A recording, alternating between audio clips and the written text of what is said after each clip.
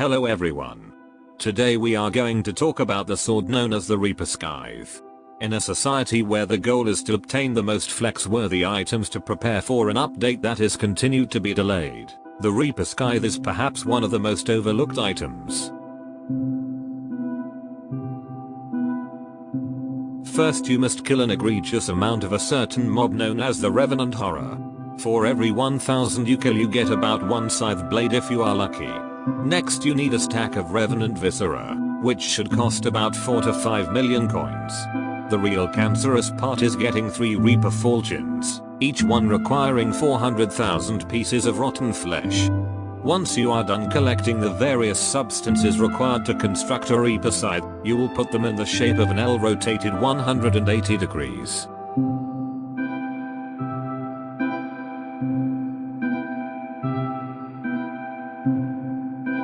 Now that you have the most overpowered hoe in the universe, we shall explore the various purposes of the scythe.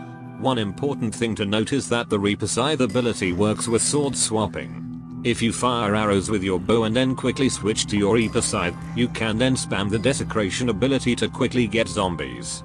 This is much faster than manually walking up to the mob, killing it, and then respawning it. Now that you have spawned the zombies, you can then utilize them to game on anything you like. The difference between not using a scythe and using a scythe is doubled when you wear the Reaper mask. Despite the large damage advantage the scythe provides to the player, you barely see anyone using the Reaper Scythe to do anything useful that isn't flexing. Instead, you see players going for the overflux orb even though it is much more expensive and less powerful than the Reaper Scythe. The overflux orb is much more expensive to get than the Reaper Scythe. The centerpiece of this mechanism, the overflux capacitator, is worth about 60 million coins. The other pieces of the mechanism, namely the 128 pieces of golden wolf teeth, mana flux orb, and 24 enchanted redstone blocks, cost about 20 million coins. The Reaper Scythe is only half the cost of this. Now let us talk about damage. The only thing you are getting from the overflux orb that will help with damage is the 25 strength bonus. This is equivalent to drinking a strength 3 potion. Drinking a strength 3 potion is equivalent to dealing about 5% more damage.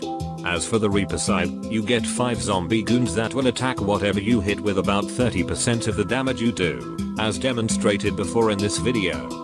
The zombies from the Reaper Scythe give you a 10 to 20% increase in total damage, whereas the overflux only gives 5%. And now for Regeneration. Depending on how much health you have in superior dragon armor, you would get more than 100 extra health per second from using the overflux orb. However, due to the overpowering effects of sword swapping, if you let your zombies kill other mobs while you are holding a sword with the lifesteal enchantment, you get health from your zombies killing other mobs. The effect is quite profound. If you did this faster, you could get more than 100 health per second.